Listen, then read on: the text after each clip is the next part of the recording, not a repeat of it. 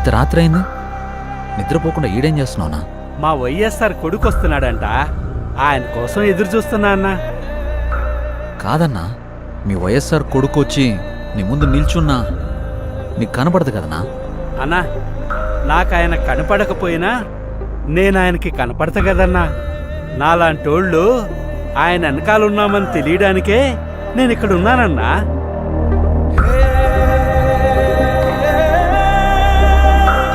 తండ్రి పోయాడనుకుంటే కొడుకొచ్చాడు. Congress party can create another 100 YSRs. Tell him, if he doesn't fall in line, the consequences will be very harsh.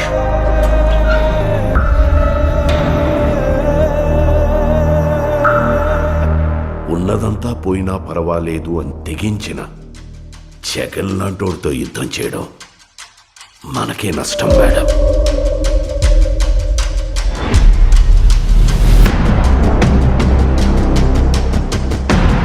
చరిత్రలో కని విని ఎరుగని రీతిలో అవినీతి చేశాడని అభియోగాలు మోపండి. 1,00,000 కోట్లని 1,00,000 సార్లు చెప్పించండి. ఒక అబద్ధాన్ని నిజం చెయ్యాలంటే అది మీడియాకి మాత్రమే సాధ్యం. If we can't defeat him, we can destroy him.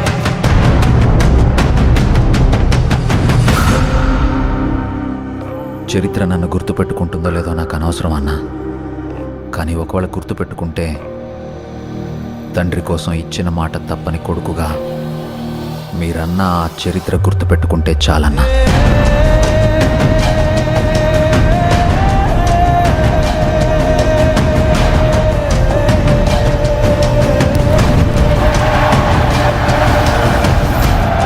నాకు భయపడడం రాదయ్యా.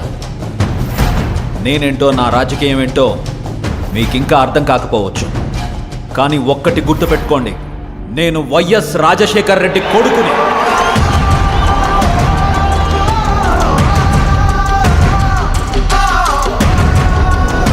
నా రాజకీయ ప్రత్యర్థినైనా శత్రువునైనా ఓడించాలనుకుంటానే కానీ మీ నాయకుడిలాగా వాళ్ళ నాశనం కోరుకోనయ్యా.